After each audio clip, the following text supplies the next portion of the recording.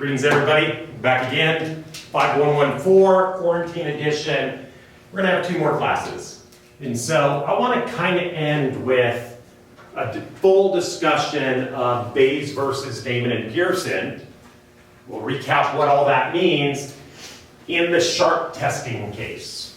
I'm gonna build all our intuition on this example. This example we're pretty familiar with. We have experience with it, we understand it, we've probably even tested things like this in this setting. We'll make it real easy, sigma squared is known.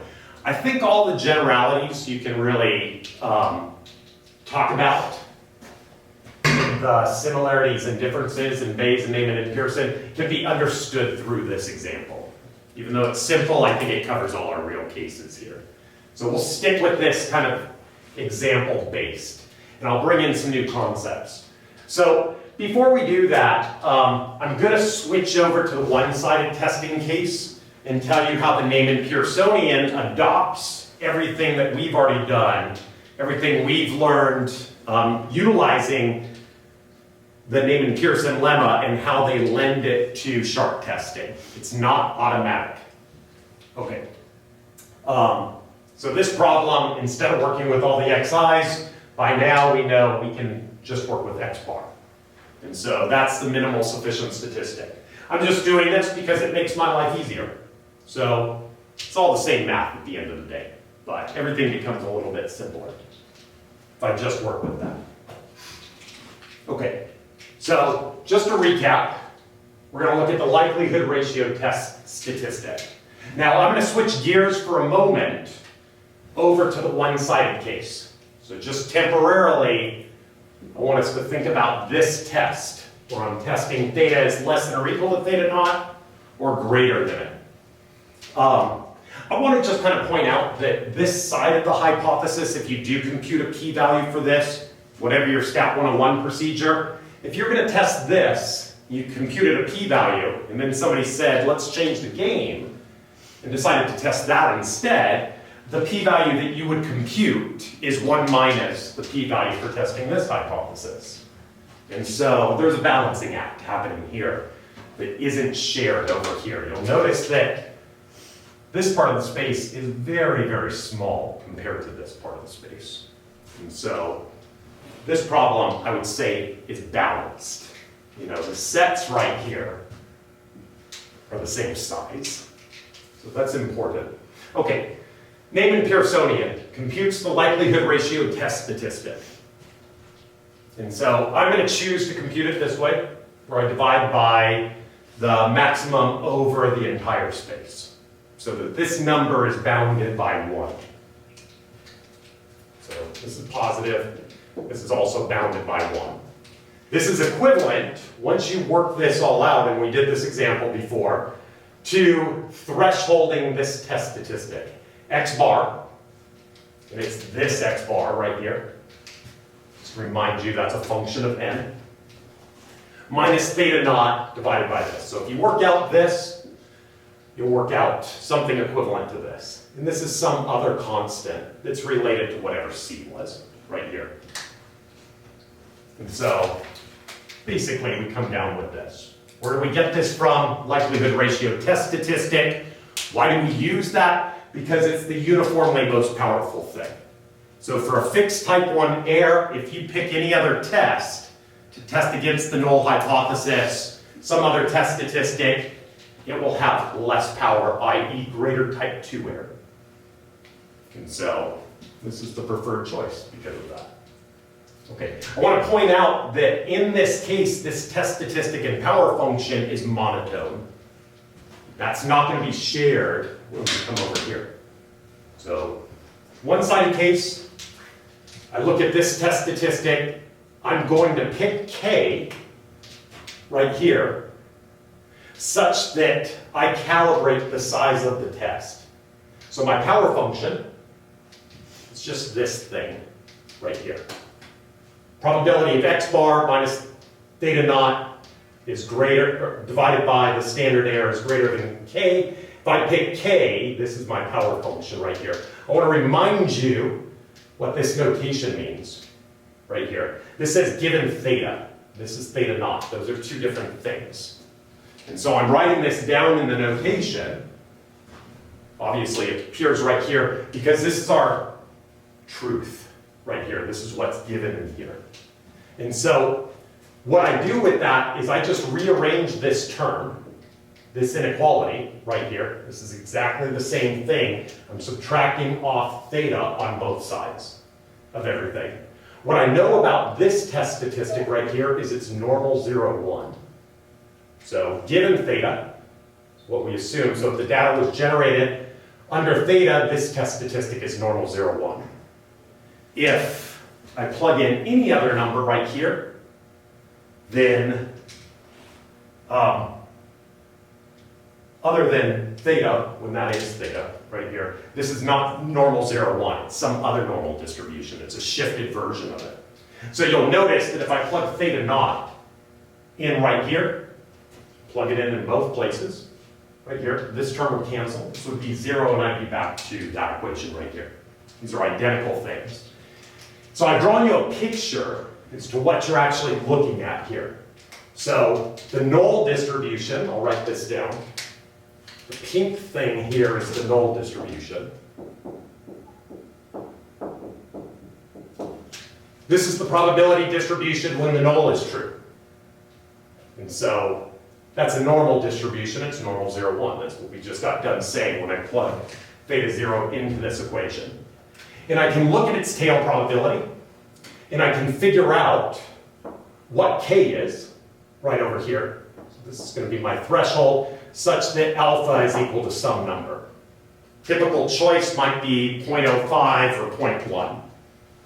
So I think if alpha is equal to 0.1, I think k is equal to 1.28. So I got that out of a table. I wrote it down on this piece of paper so I could give you another example instead of just looking at 0.05. So if you're looking at 0.05, alpha is 0.05, then to get 0.05, the pink area right here, I'd have to pick k to be 1.96. Is that right? 1.6. Oh yeah, it's the one-sided test. Yeah, this is what CR keeps reminding me. So in the two-sided case, it's that number that's close to 2, 1.96. CR said it's 1645. So she checked it out, or she remembers it from her Stat 101 class. Okay. So then what we're doing right here is we're thinking about if I change the distribution, if I condition on theta, so I'm thinking about this test statistic now being greater than k, add this factor right here, where this number is going to deviate from theta naught. Okay? And so when theta is less than theta naught, that's our null region. And this is the probability corresponding to this. So if I work this out right here, what's the probability of this thing being greater than whatever this number is? Just plug that thing down. I've got a specified alpha level. Adding this factor right here. And then I just compute this probability. And that's in this shaded area. Right here. So this black stuff is that probability. And if I compute this for all values of theta, I will get this curve. So that's the power function. So this is the alpha level. It's specified is the max theta element of theta naught, h naught, of the power function. That's what alpha is. That's exactly what that point is on this graph. It's the biggest probability of rejecting the null when the null is true. So this is h naught over here. This is h alpha. So that's what you do in the one-sided case. You know what a Bayesian does in the one-sided case is they integrate over the posterior distribution in the direction of the null hypothesis. And it turns out in this specific case, the p-value that the Neyman-Pearsonian is going to compute corresponds to the Bayesian's posterior probability if they use a flat prior. And there's a lot of good reasons to use that flat prior. Okay, so this is all one-sided stuff. So see if you can think about how to draw these curves as we change these hypotheses. So I kind of consider this a Stat 101 exercise. They have examples in the book. Please go through those examples. There's a lot of hidden examples also floating around in the back of the chapters that walk you through doing exactly this. So work through those problems if you want experience with it. If you've done it once and you draw this picture, it's kind of always the same thing. Okay, I want you to notice that in this one-sided case, this power function is monotone. And I like that because this rule right here, which is equivalent to this rule, the max likelihood ratio test thing being bounded, this is a monotone rule, I would say. And so having a monotone function there works out very nicely, and it tends to make us agree because of that. Okay, in the sharp test, so I want to switch gears.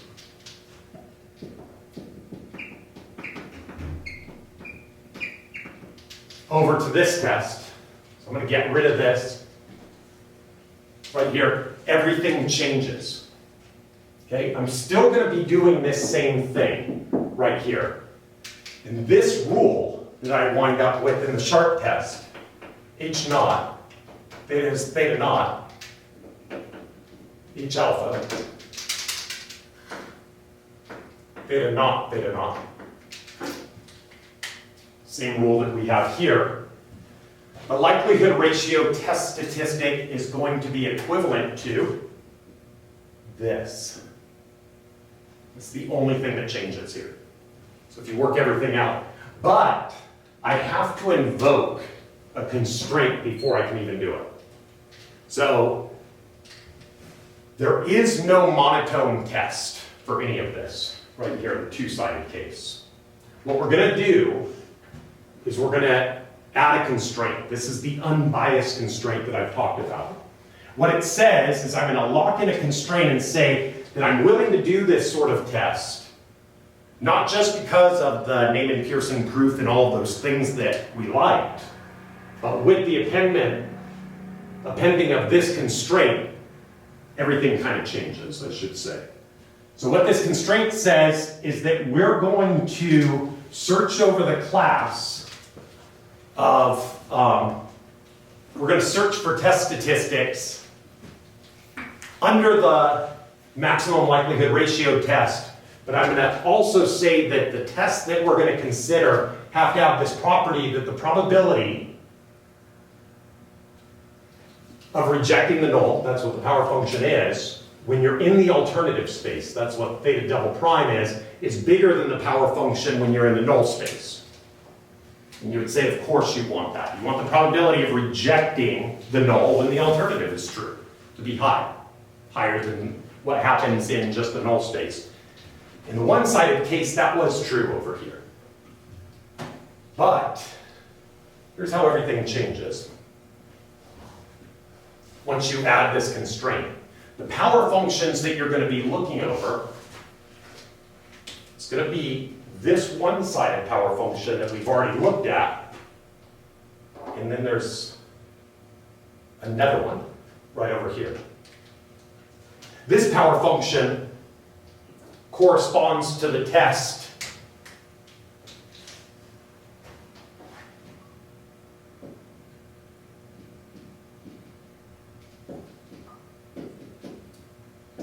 this particular test. Theta is greater or equal to theta naught versus theta is less than theta naught. And so that's the power function for that test. This right here is the power function for the other one-sided direction. And so here's what adding this constraint really does. Is you end up saying, okay, I know the likelihood ratio test statistic thing gives me something that looks like this test statistic. So that's the functional form of everything, and here's what those curves look like. So what adding this condition is going to do is it's going to say we're going to look at one of those two things, depending on which side we're on. of this space. And here's going to be my new power function. This is still going to be alpha. And I'll just draw this so that you can visualize it. But my new power function is going to look like this.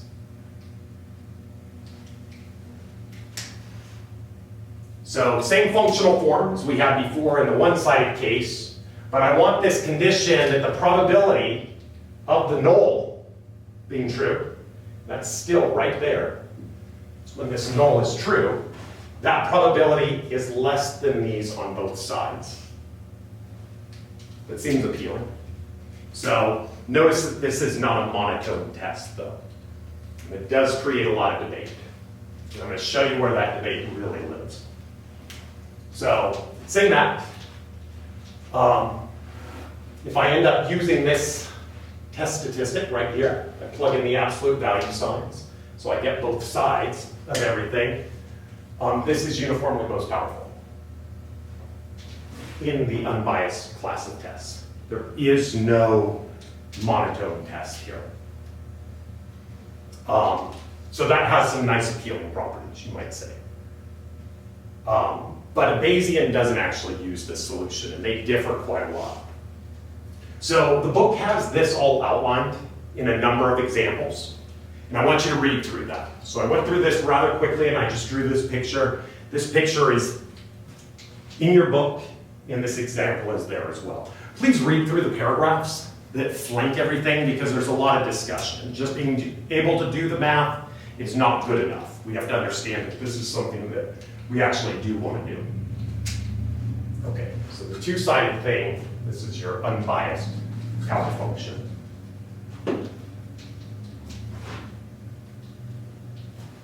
This is the case that if alpha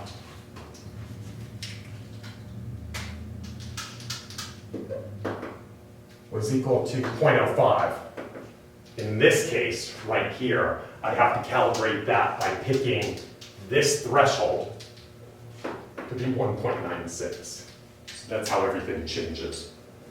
Okay. If you've ever taken a Stat 101 class, they had you do exactly this. Now you know why they were doing it. Okay, I want to look at something real quick. The likelihood ratio test.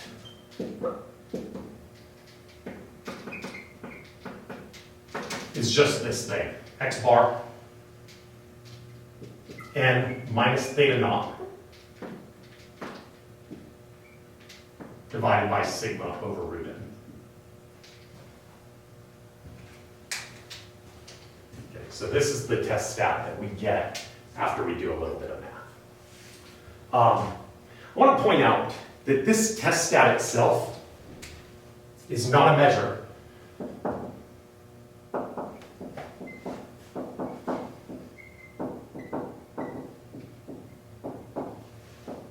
of how much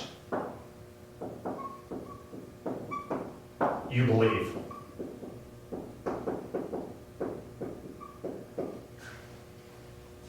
H naught. Okay. You might already know that. Well, the probability is on this stuff itself given the null hypothesis. So the probability measure is actually on x bar right here. I want you to think about things in terms of what this test stat actually means to you. Also, the corresponding p-value is not a measure against the null hypothesis. And I want to really harp on that point. Let me just write that down as well. Corresponding p-value for this test, h naught, theta is equal to theta naught, versus the other stuff. So, corresponding p-value is not a measure of h naught. And you may have been misinterpreting that throughout the years, but I really want to point that out in this specific example. What is the p-value? It's the probability of more extreme data. given your null hypothesis is true. So what does the more extremity mean?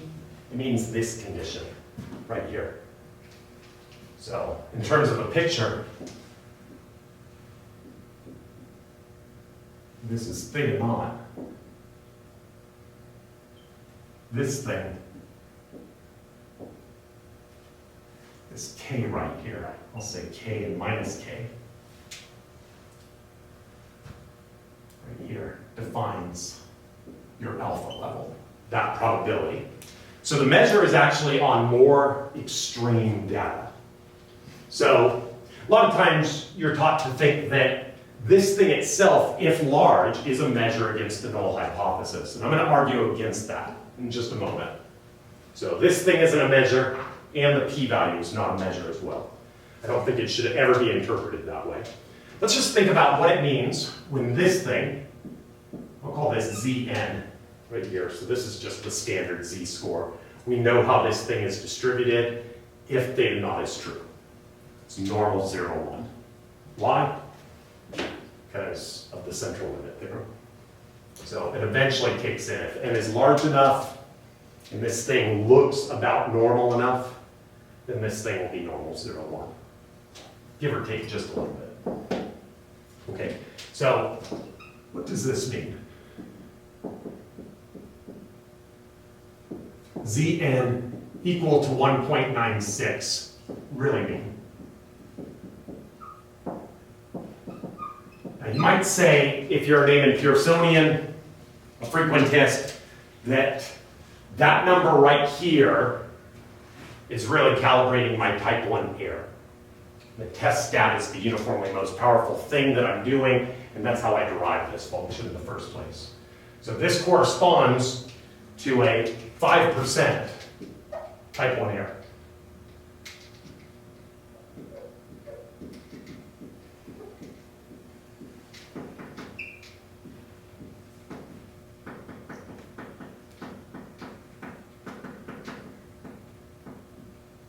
That's the max error in the null space. That's this thing right here.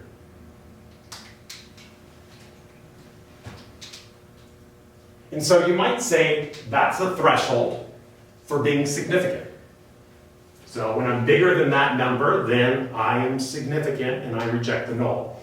And if you've learned to say it that way, I think that's the correct verbiage. But the question is this really strong evidence against the null? And I'm going to argue it can be. It depends. So, but the answer depends on n. So let me just ask a question. Is this strong evidence against the null?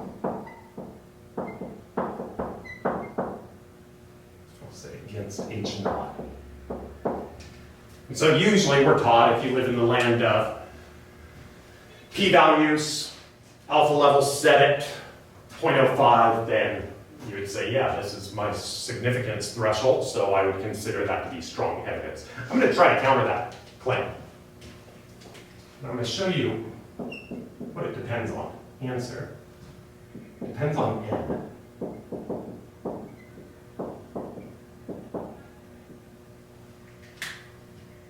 What I'm going to say, just as a caveat, if n small,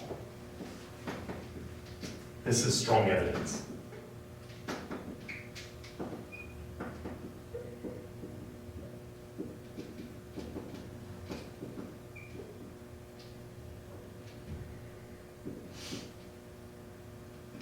If n large, we have to talk about what large actually is. But if n is large, not so much. I would argue that it's not strong evidence. So let me give you some numbers. If we were trying to test theta is equal to theta naught, same normal example, so I'm using x bar as my min sufficient statistic. If you told me n was 10, and my corresponding z-score was 1.96, I'd go, oh, that's pretty strong evidence against the null, reject that thing. But if you told me that this number was 10 trillion, and you told me that the corresponding z-score was 1.96, I would change my mind. And I would say, while the null is not true, we already know that, it appears to be very, very close to the true value. Let me show you that that's true.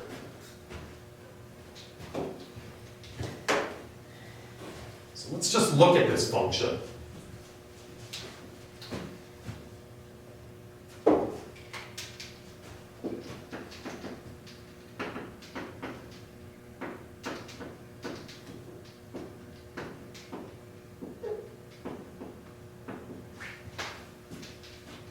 Likelihood ratio test stat.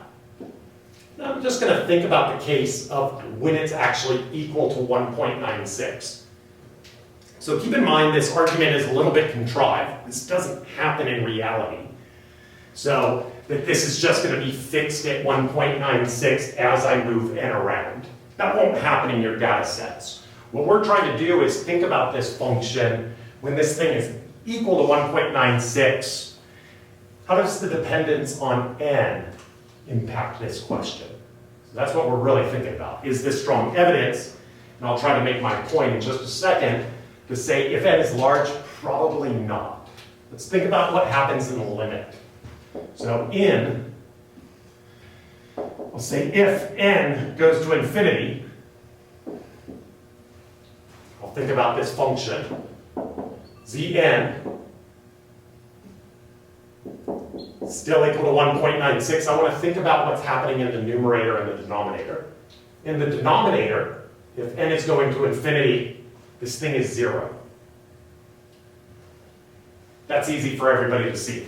I want to point out that x bar is also a function of n, so I need to think about what x bar does as n gets really, really big. If this function is equal to 1.96, so this is kind of the contrived part of this. So if this thing was equal to 1.96 and n was super big, no matter how big you make it, you won't ever satisfy me, keep making it bigger.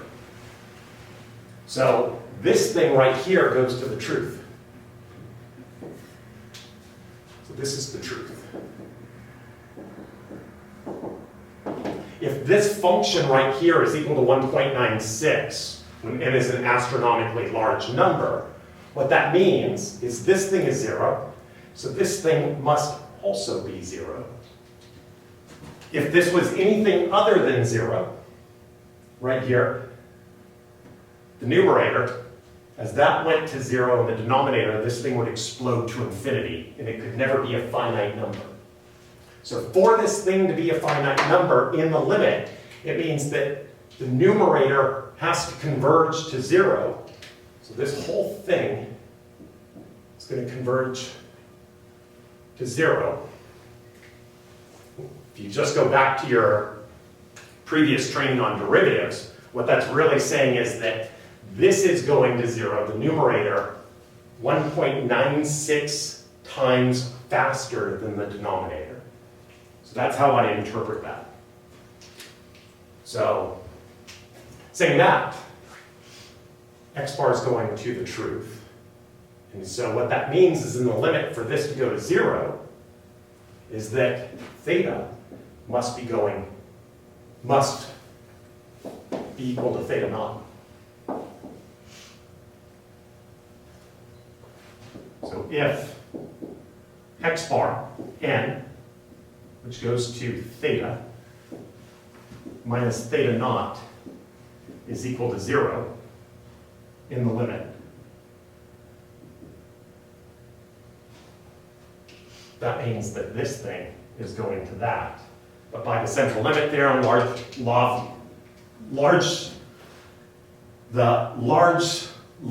the strong law of large numbers. That was a mouthful.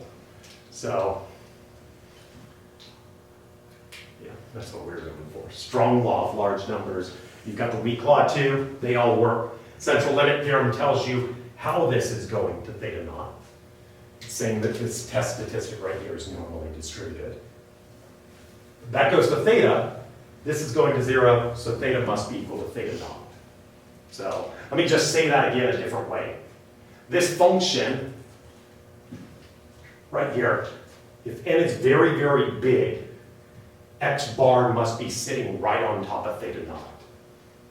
So you might say that it's still 1.96 standard errors away from it, but that margin is very thin. So the difference between this number and theta naught when n is big, for this to be true right here, the distance here is something like epsilon. It's very tiny. And so here's my argument. We know with probability 1,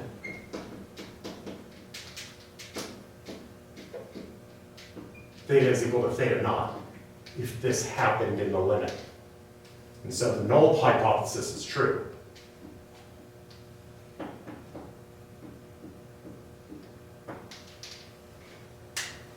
So when n is very, very big, this thing is very close to theta naught when this is equal to 1.96.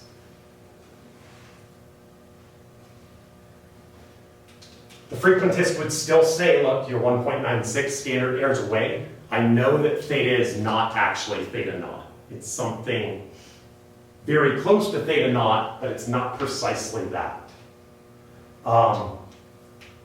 My mindset would tell me that whatever theta naught, or whatever theta really is, it's extremely close to theta naught, so for all intents and purposes, I believe the null hypothesis.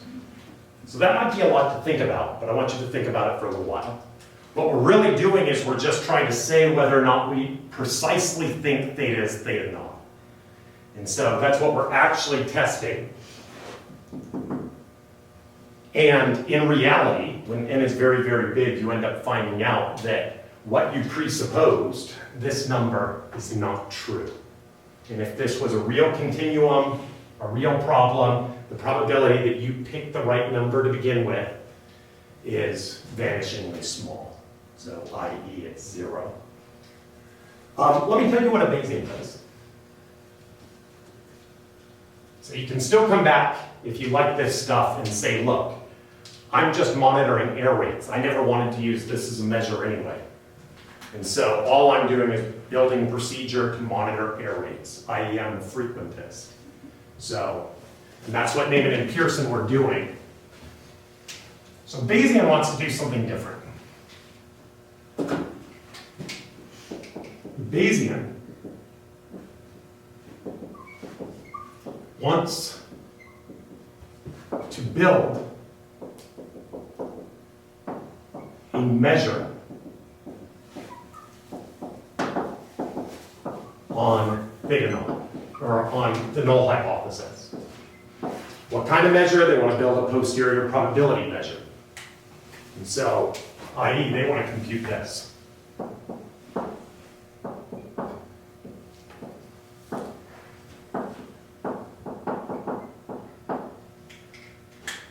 So for our specific problem, theta is equal to theta naught is our null, versus it's something different. And I have data coming from a normal distribution. This is the posterior probability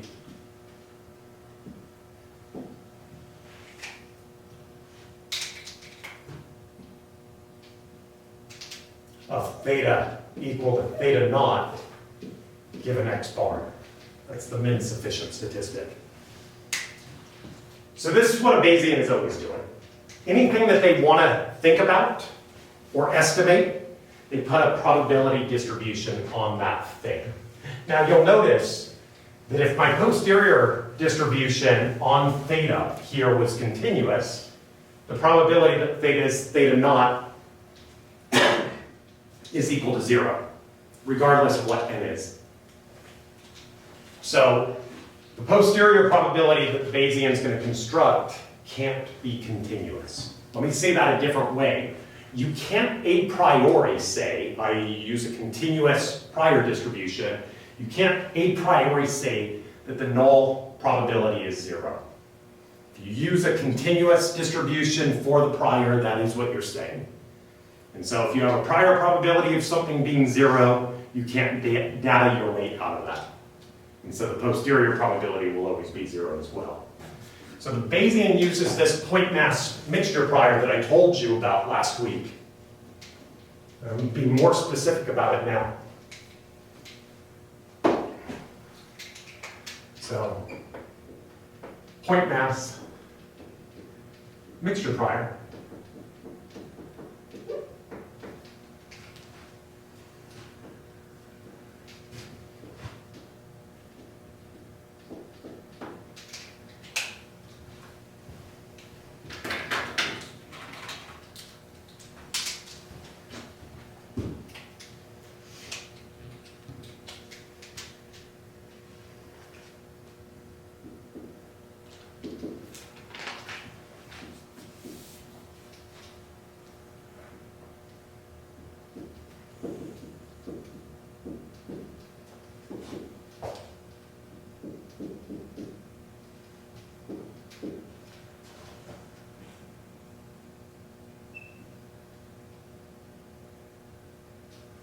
I'm going to write it down like this.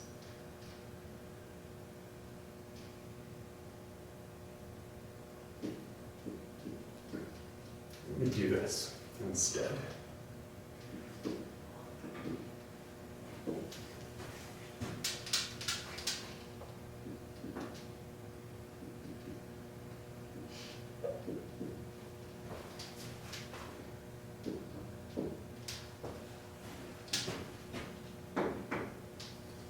Label this real quickly. This is always true. So regardless of what null hypothesis test that I'm testing, a Bayesian will always use a prior that looks like this. They'll put mass on both sides and see which one is supported by the data. So this right here is the probability of H naught, a priori. This right here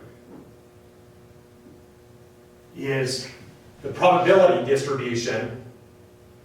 I'll say F, I'll say P theta, given H naught is true. So this is going to be a mass function, or a density function that places mass on theta where the null hypothesis is true. And then I'm going to add some weight to that null hypothesis. So just keep in mind, this whole thing is the probability distribution on the null hypothesis and theta. That's that joint probability. So that's what this notation means. This is the probability of the alternative. And this is going to be some sort of a density function that puts mass in the alternative space. Okay, so same thing. This is the probability distribution of H alpha and theta. So if I add those two things together, I'm effectively marginalizing out the hypothesis. That thing is a distribution just on theta. So that's where this comes from. For our specific problem,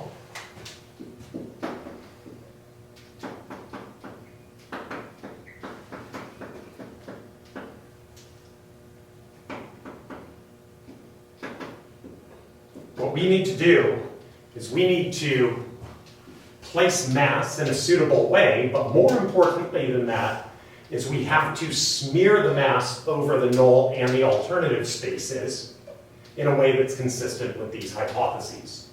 This one's very easy to do, right here. There's only one way to do it. So think about what the null space is. It's just a point. So how I smear mass or I stack mass, whatever you want to say, can only be done in one way. And so let me just draw you a picture. So here's theta naught, and I'm going to put all of my probability mass just in one point. I'm going to scale how much weight I want to put in here by this number right here. Now, in the alternative space, oops, this is not equal. This, I have a lot of choices in how to put mass in that space. And so if I just think about the whole theta space, it goes between negative infinity and infinity in this problem. Where should my alternative prior place a lot of mass? So where should I weight everything? And that's a good question. You might be thinking, make it uniform across the whole thing. I'll tell you right now, that's a very bad idea, even though that's the sort of prior we use when we do estimation. But it turns out, if you do that, you will a priori be saying that the probability of the null hypothesis, so the posterior probability of the null hypothesis is 1. And I'll tell you why that happens in just a moment. But basically, I need to think about regions in theta space that I want to compare to theta naught. And so there's a couple different ways to think about this. This is the simplest way to do it, is to build some sort of mass concentrated around theta naught.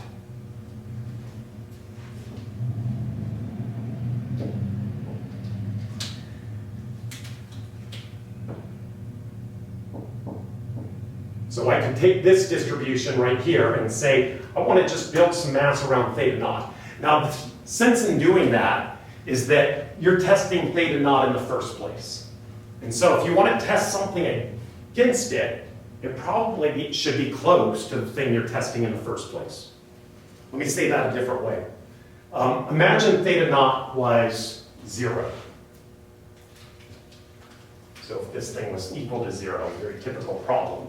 What do I want to compare to that? I probably don't want to say, if it's not 0, I probably don't want to build all my mass way down here. Let's say this is minus 10,000, some arbitrary number.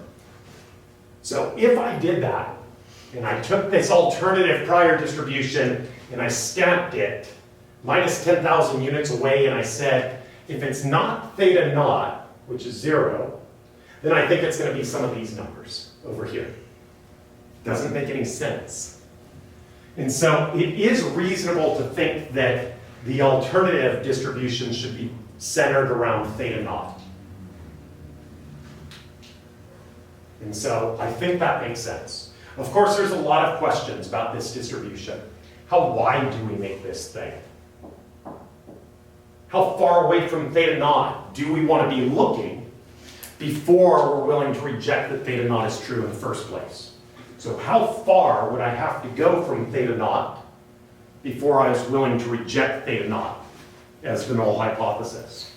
And that's what this distance is telling you right here. I'm going to say more about that in just a second. But just to simplify everything, it's very typical to take this to be a normal distribution, probability distribution on theta, center it at theta naught, and then pick some variance for this. I'll just put psi right here. So that's the variance, or the standard error in my alternative distribution. I want to say something about this. I want to give you an interpretation to this parameter. This is extremely important. This is the most important thing I'll say about all of this, is that if you don't put a lot of thought into this, your analysis isn't likely to mean very much to somebody. So I'll say psi measures the distance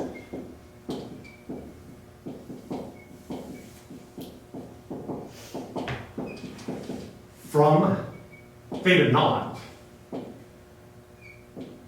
you need to be before you reject it, before you reject the null hypothesis.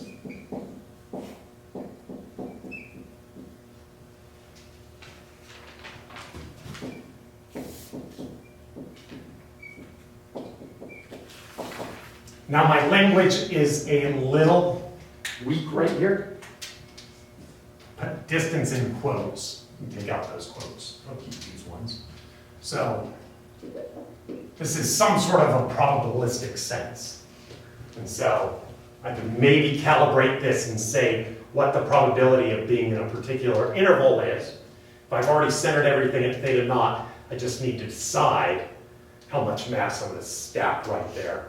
So in a probabilistic sense, this is a distance we need to be from theta naught before we're willing to reject it. There's a big conclusion here. So if we picked psi squared to be equal to infinity, okay, so if I took the limit, would be the correct way to say that.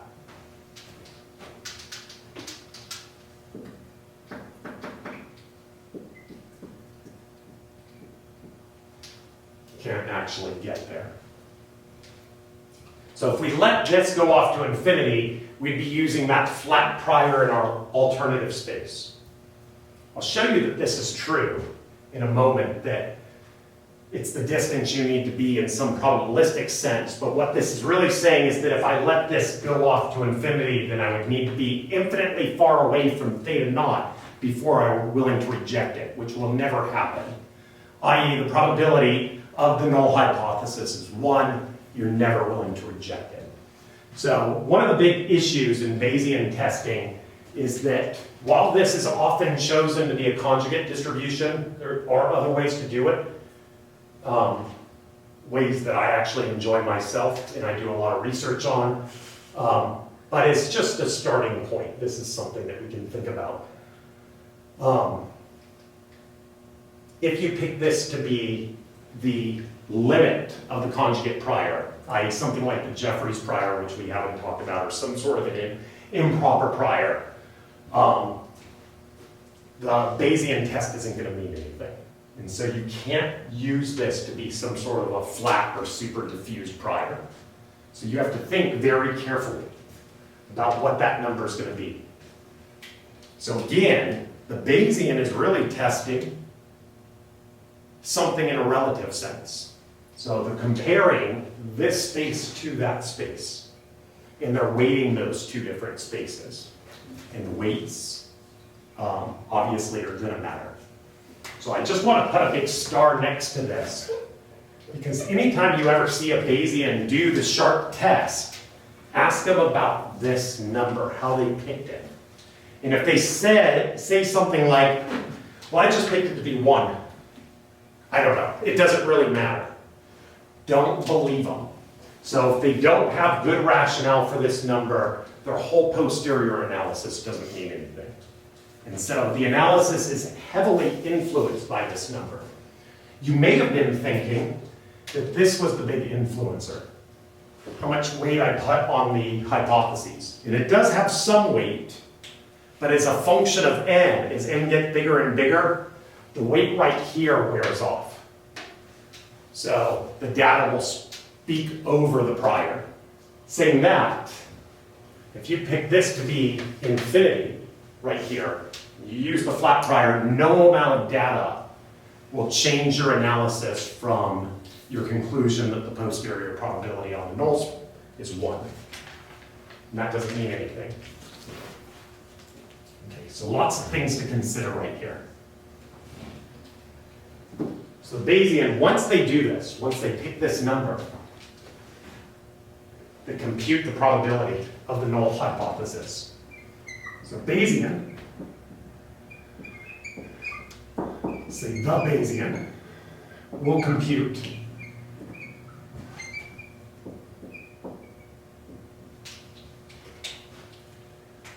the probability of the null hypothesis given the data, and in our case it's at x bar. And I'm going to show you a way you can always write this down, and I want to talk about this function for a moment. But this is really just Bayes' theorem. And so I take my likelihood function,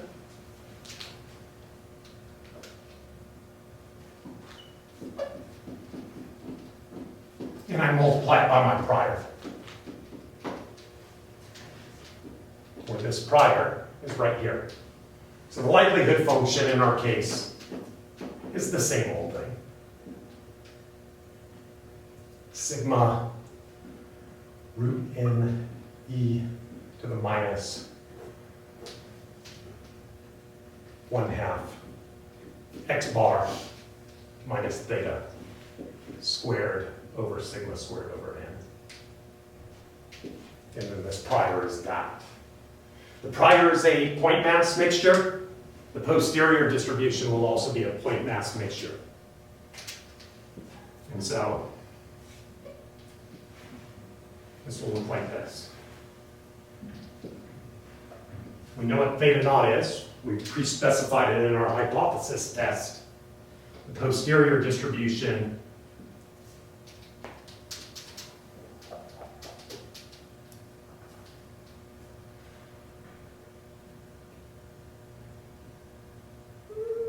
will be a point mass mixture representation of it. So what we're really going to do is we're going to measure the height of this thing right here. I'll show you how to compute this in just a moment. But it's a basic, straightforward Bayesian calculation. Likelihood times prior. And so in the null space, this is the thing that you're multiplying by. So the posterior probability of the null. Oh, I should write this down. This is just if you're confused, this is the posterior probability of theta, the entire theta, which is a point mass mixture prior. So the probability of the null, which I'll remind you, theta is equal to theta naught, given x bar, is proportional to the likelihood function, same thing, times this number times this thing right here. In our case, there's only one way to pick this distribution. It's to place your mass on theta naught. So this is really just an indicator function. Probability distribution of the alternative. So what's that thing? That's theta not equal to theta naught. Given x bar, this is going to be proportional to the likelihood function, same likelihood, times this part of the prior space.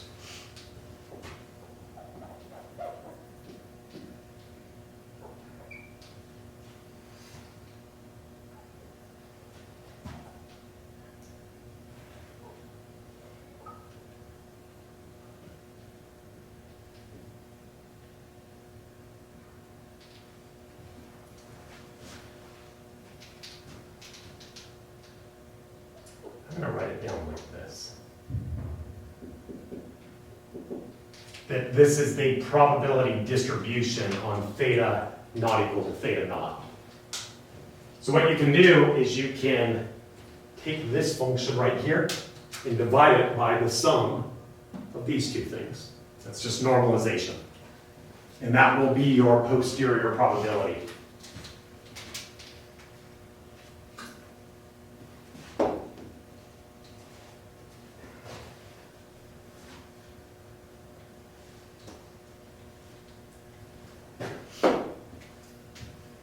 Say that. So probability of theta equal to theta naught given all of my data is going to be equal to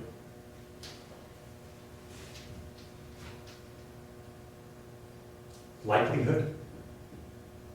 Theta is equal to theta naught given x bar. There's only one place in that space I need to evaluate this thing, times pi naught. If you'd like me to write in theta is equal to theta naught in here, I can do that. If you'd like, I can also write this a little bit differently. I'd like to see where all this comes from.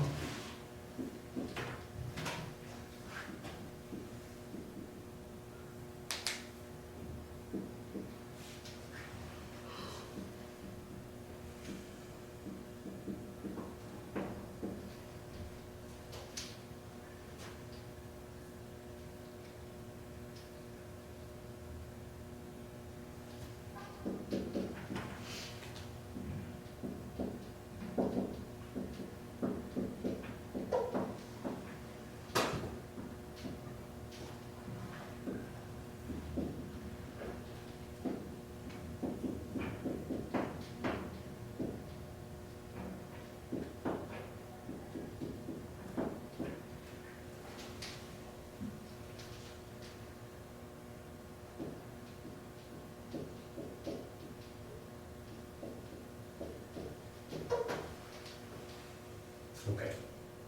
So you can rearrange this all day long if you'd like, but really this is just basis theorem. This is likelihood times prior. Here I've integrated over my two different spaces. So I'm just adding up the mass in my two different spaces under my different parts of my prior right here. Let me just reduce this and show you again what this looks like. This looks like this.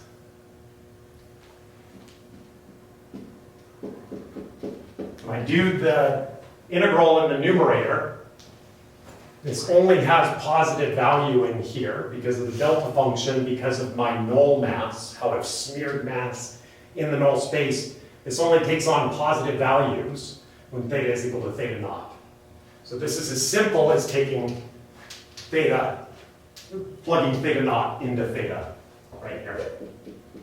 So this is going to just look like this.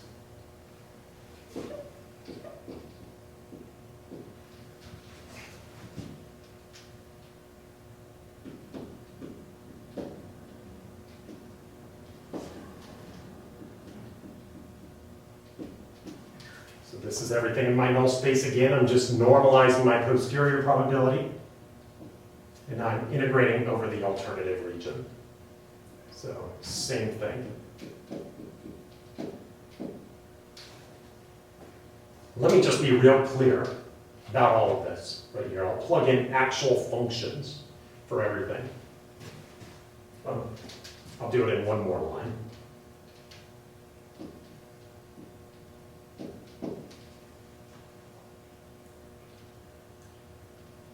Here's my prior distribution.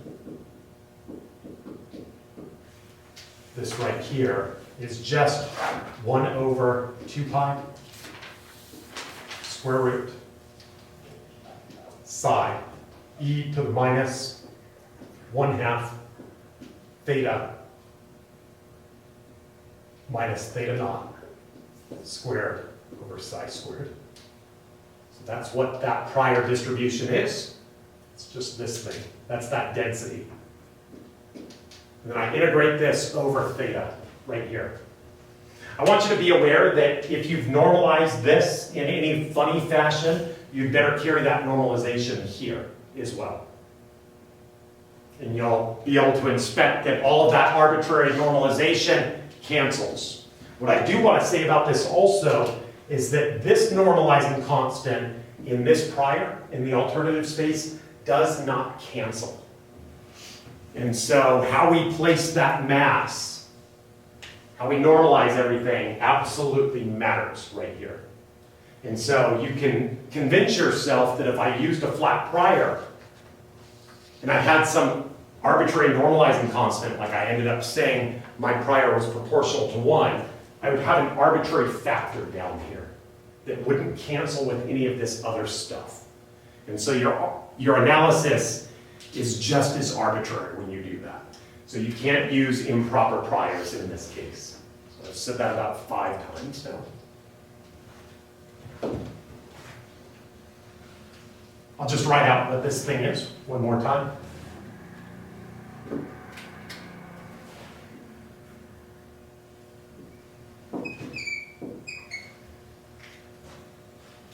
This whole thing is e to the minus 1/2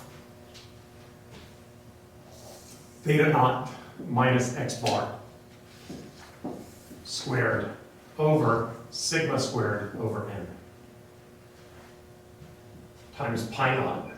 That's my numerator. I didn't write in the normalizing constant in this likelihood function. I don't have any 1 over root 2 pi right there. I'm going to be okay so long as I do that here and there as well, so long as I use the same form. So the denominator is pi naught e to the minus 1/2 theta naught minus x bar squared over sigma squared over n plus 1 minus pi naught. And there is an integration to do. E to the minus 1/2 x bar minus theta squared over sigma squared over n, that's the likelihood function, times my prior. I do have to put the normalizing constant in this.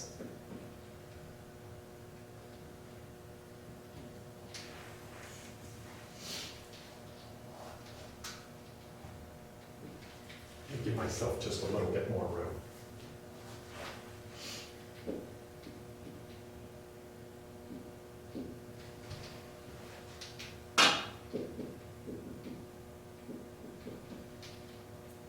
This is just 1 over 2 pi psi square root e to the minus 1/2 theta minus theta naught. That's where we centered our prior, divided by psi squared. So it turns out you can write down a closed form expression for this integration, but I just wanted to show you where everything came from. So this is an integral that I've asked you to do on homework a couple times now.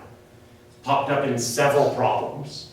Basically, you need to complete the square to do all of this. You can do my old trick where I expand the square and recognize what basically the completion of the square term is. But that's an exercise you should do as many times as you need to before you move on. So make sure you're able to do this integral. I will also point out that the iterated expectation formula and iterated variance formula can really come in handy in solving this integral fast. And so I know exactly what this thing is just by going through the iterated expectation and variance formula. So you have a hierarchical representation. So you're sampling out of this, you're plugging it into here, and then sampling out of that. So that's my interpretation of this. So this is the marginal distribution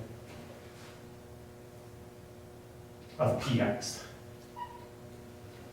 So that's that margin right here. How is this thing distributed? It's normally distributed. Where is it going to be centered? Iterated expectation formula, or I can expand the whole integral. But my first integration is centered at theta naught. So that's my first expectation.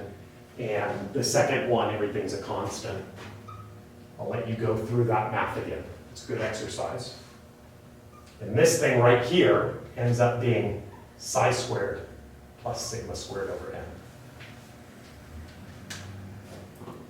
So that's what this thing is right here. And I might call this the marginal probability of the data under H alpha.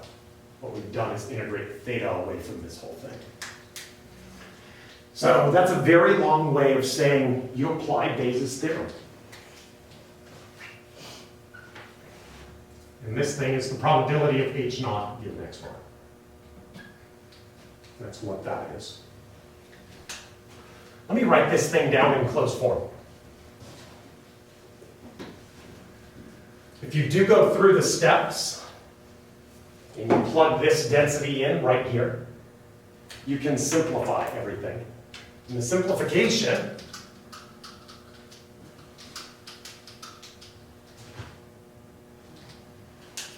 I'll just write it out.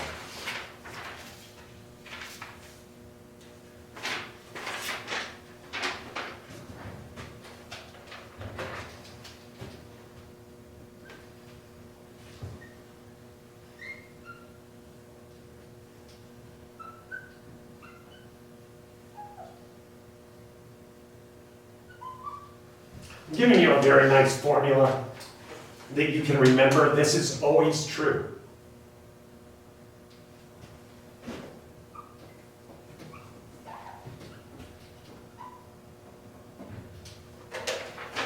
I need to tell you what this term is. It's appearing.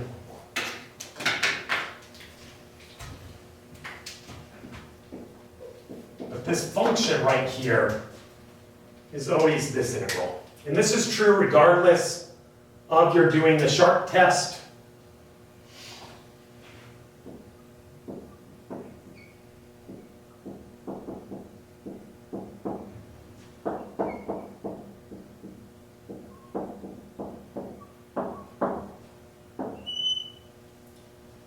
or if you're doing a one-sided test. This is a general formula. I don't expect you to remember all of this, but I want you to see where we're going to get a formula from. I want you to see all of the steps that go into it.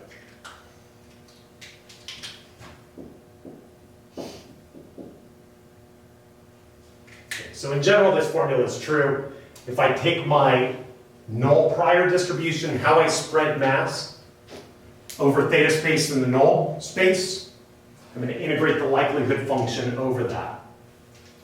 And then I'm going to do the same thing in the denominator, but I'm going to do it over the alternative prior. In the sharp null case, this distribution is that right here. It's just that delta function. And this distribution is just my normal prior on the alternative space, theta, for theta. And this was centered at theta naught. And it had this very important variance that we had to think very hard about to calibrate. We'll get a little bit more intuition on that parameter in just a second. This right here, this function, it has a name. And you've probably heard this before. This is called a Bayes factor.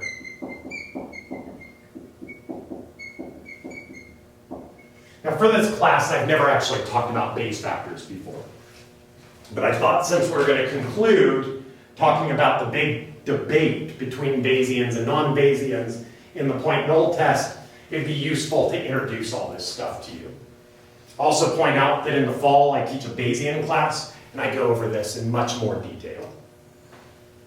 And so you'll get about a week build up on this. I'm running through it pretty fast right now. But I want you to just look at what the Bayes factor actually is. This formula, while this might not be obvious to you, I'll point out there's no pi naughts over here, so the prior weight on the null and the alternative. The mass function, this part of it, doesn't appear in this function. And so some people will say a Bayes factor is kind of like a likelihood ratio. But instead of looking at a max likelihood ratio, what we're doing is we're averaging the likelihood. And so Bayesians are always averagers. That's what they always do. So they're going to average everything over the null space. If I'm doing the sharp test, there's only one way to do that. And there's an infinite number of ways to do it. Here's one such way. And so how you do this averaging absolutely matters. But this is what's called the Bayes factor, and it's kind of like the max likelihood ratio, but I would say this is the average likelihood ratio. So that's what the Bayesian is doing. It's comparing two different averages to each other. This formula right here, 1 plus, this is the inverse prior odds, I would say. This part, times the inverse Bayes factor, all inverted. So don't forget about this as well. This whole thing is inverted. So what this really is this looks like this. 1 over, I might be able to write it down like this.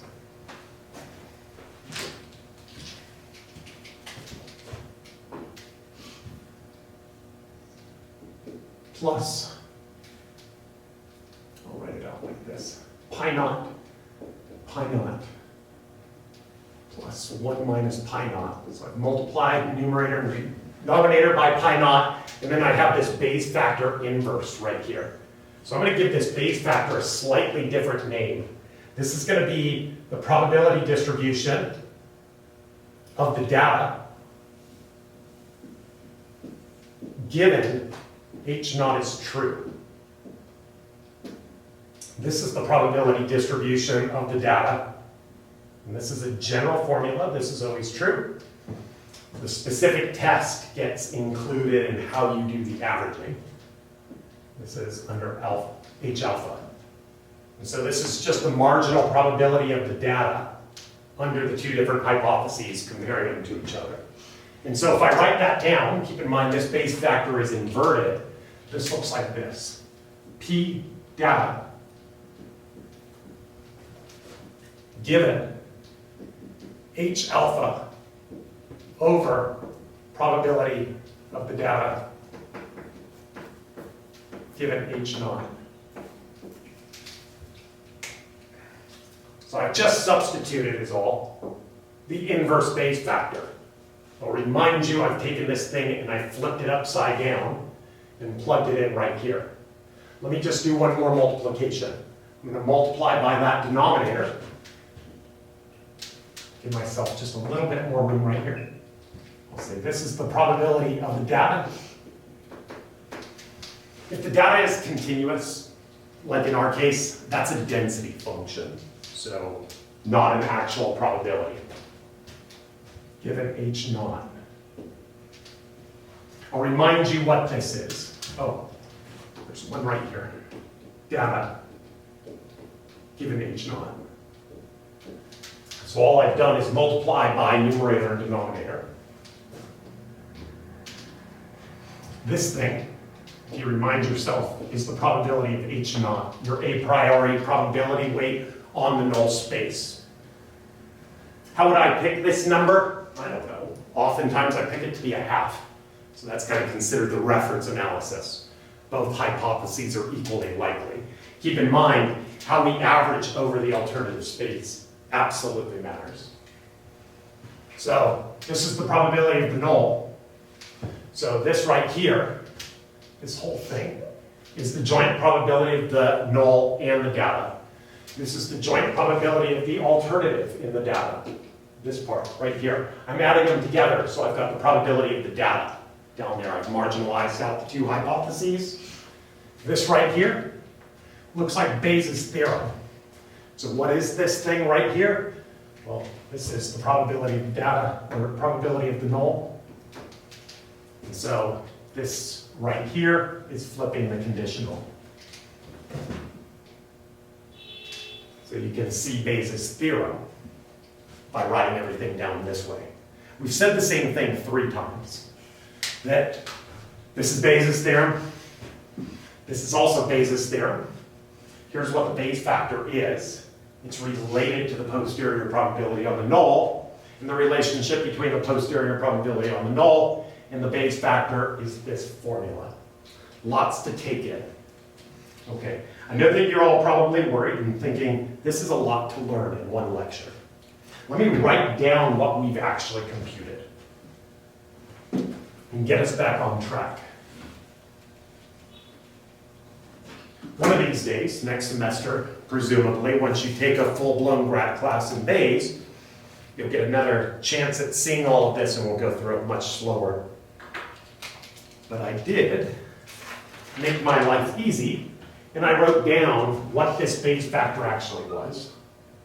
So this Bayes factor that we computed like this is going to be this thing at the end of the day. Let me just write it down 2 different ways. This is going to be x bar minus theta naught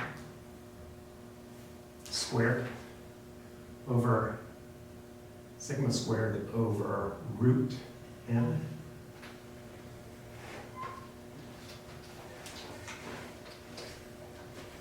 And this is going to be integral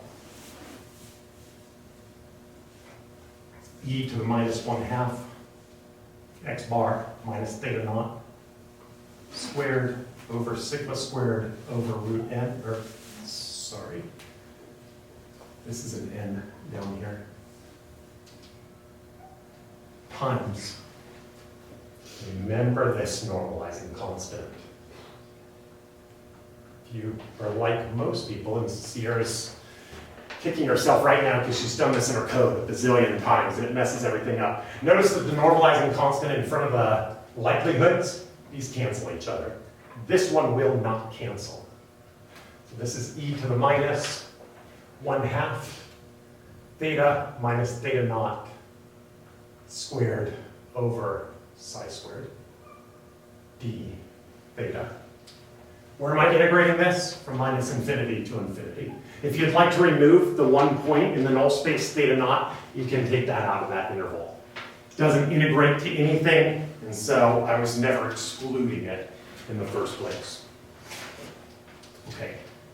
Again, this part right here ends up just looking like some sort of a normal distribution. This is p x bar. It's at least proportional to this given the alternative hypothesis is how I interpret this thing. And so when I can write that all out. This really looks like it's the form of a normal distribution centered at theta naught, and the two variances add together. You've had a homework problem like that very recently where you showed that. Okay, this thing has a more elegant form. I'll be showing this again in my Bayesian class, this exact same formula, and we'll spend an extra day or so looking at it. Something very interesting happens. So,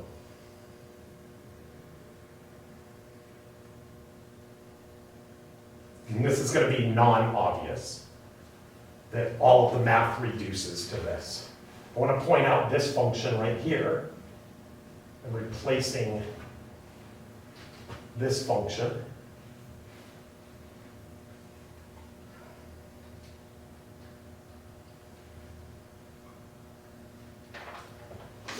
with the standardized notation that we used before. And so this base factor turns out to be this right here.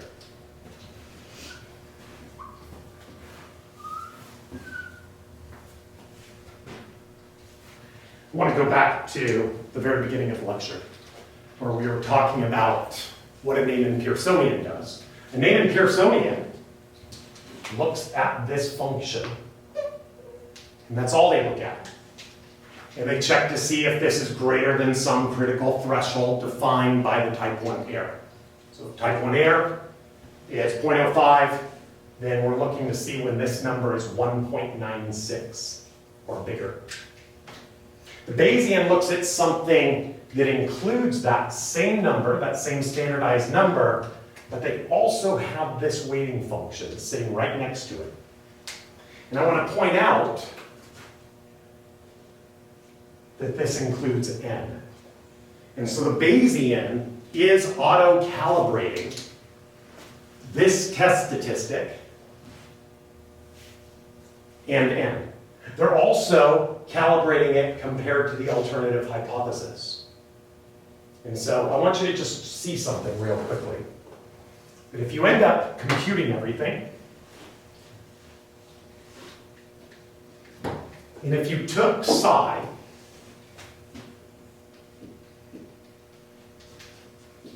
and I blew that out to infinity, let's think about what happens in this function right here. So this thing right here goes to 0. This term. So this goes to e to the minus 1/2 zn. And depending on what that converges to as a function of n, converges to whatever it is. This thing right here, so this is converging to something presumably finite. This part is n goes to infinity, blows up to infinity. So this leading term goes to infinity.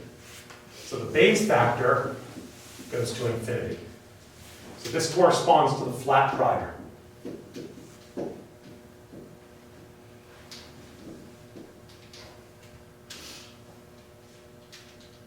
I.e., we need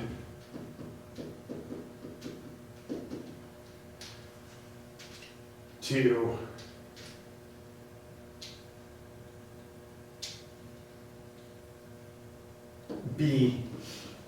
infinity away from theta naught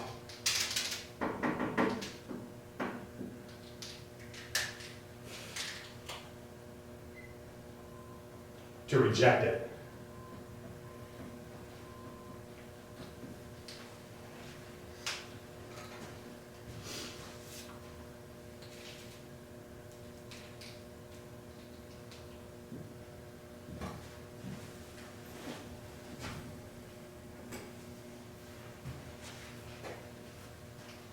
So, I want you to just look at this formula. 1 plus 1 minus pi naught over pi naught. Bayes factor inverse. This is the posterior probability on the null hypothesis. That's what we had just figured out a moment ago. So if this thing is going to infinity, because that's going to infinity, then this term right here is going to 0. Because that's inverted. And so this whole thing is going to 1, as promised. So the Bayesian forces you to think about how far you need to be from the null before you're willing to reject it, is what this analysis is saying. And that's how we tune that. So what the Bayesians actually trying to do is they're coming up with a relative distance. So the Neyman-Pearsonians, you crank up n, they're looking to see, are you precisely theta naught? And if you're not, as I crank up n and n and n, farther and farther and farther, you're going to eventually figure it out, even if you're only epsilon far away from theta naught. The Bayesian is forcing you to think about a relative distance. So how far do you need to be from theta naught before it's practical to you to reject it? And so I think we can all think about that conceptually, but for every problem, you need to come up with this number. So there's a couple different ways Bayesians will go about this. Sometimes they work on the standardized scale. And so they might pick this to be 1 and say, if you're a standard error away, then we consider that to be significant. They're not saying precisely, they're doing it in a probabilistic fashion. And so it's still this weighted averaging that you're doing. I also want to say that the behavior of this is quite a bit different than what we saw the Neyman-Pearsonian doing. So let me just also say so let's say for finite psi, so if you pick a real distance and you've calibrated your test, I think this is the hardest part of testing, is we all have to agree on how far you need to be before that means something to you. For finite, if you've gone through the trouble to calibrate this, as n goes to infinity, and let's let z n be equal to 1.96, our old friend. So I'm going to imagine in this formula, right here, this thing was 1.96, that fixed value that we started the conversation thinking about. And for the Neyman-Pearsonian, no matter what n was, if this was 1.96, that's the threshold for significance under the alpha being 0.05. So with that type 1 error. The Bayesian, when this thing is 1.96 for finite and actually calibrated test, but for any value of this, so long as it's finite, is n goes to infinity, the probability distribution of our null hypothesis, that's just theta is equal to theta naught, given x bar, i.e., I take this formula and I plug it into that thing right here. This posterior probability goes to 1 as well. And you can verify that for yourself. So you can just look at it real quickly. What's happening is n goes off to infinity. Before we looked at the psi squared term. Now I'm going to let that be finite. Now I'm going to think about what happens here as n goes off to infinity. This thing ends up converging. This is 1.96. This is 0 right here. So this converges to something finite. It converges to e to the minus 1/2 raised to the zn. I'm thinking it's 1.96. Multiply by this number.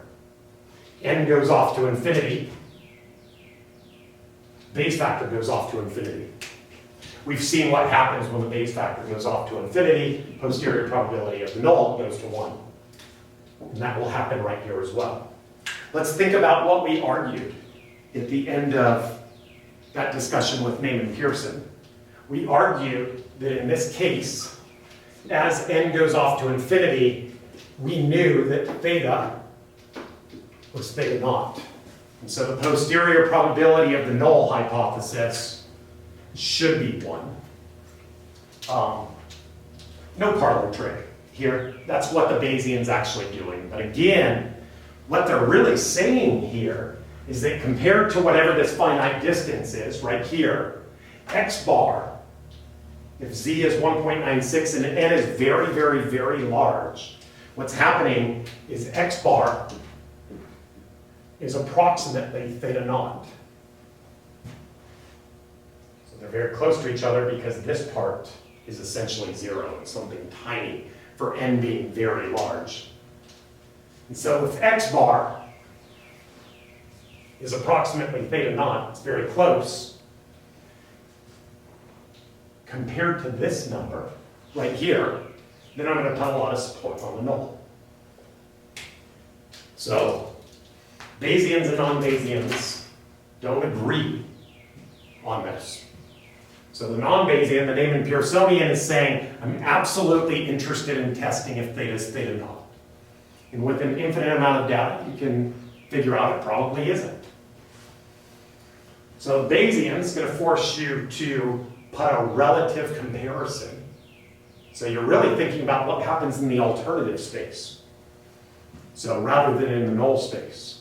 And so I always think when the Bayesian's doing their hypothesis test, it's all about how the alternative is compared. And so if you're trying to test if this is true in the first place, I know that it's not exactly true. Probably not. But I want to know if this is close to this, i.e. how close is x bar to theta naught? And close is a relative concept. So I have to calibrate what I mean by close.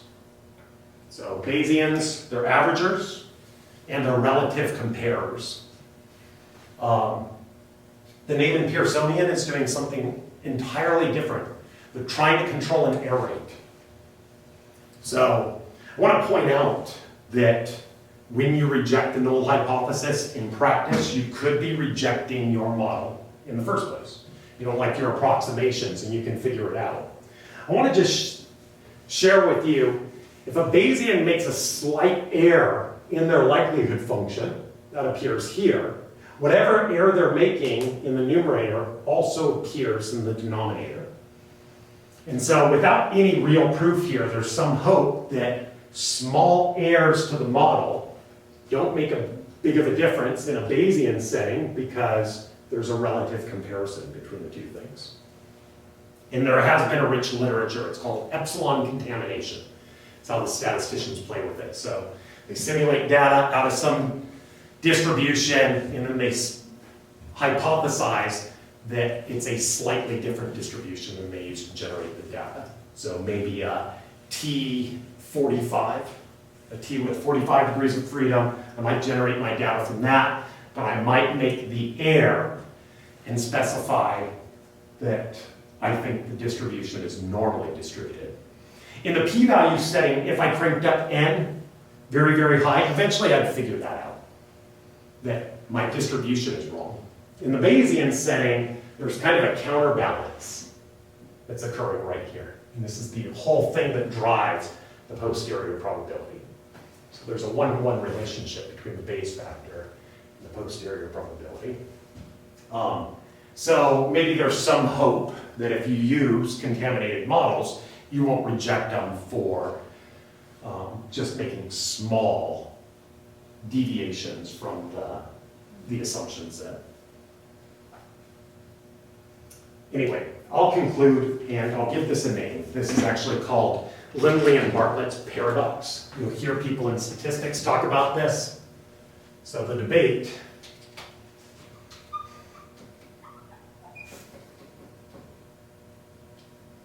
is called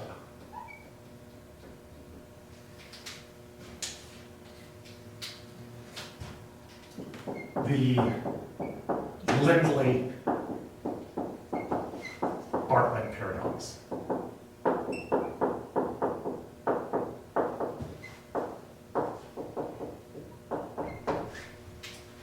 I will point out that there is no paradox as well here. It's simply that the Bayesian and the Neyman-Pearsonian are doing totally different things that do not correspond to each other. So one's shielding against particular error rates, and the Bayesian is building belief relative to something.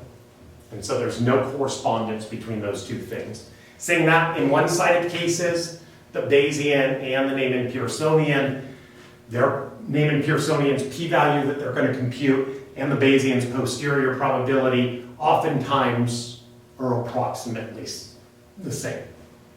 We've seen an example where everything is entirely the same. So I think that I could probably go on for another couple hours blathering about this problem. It is a very big deal.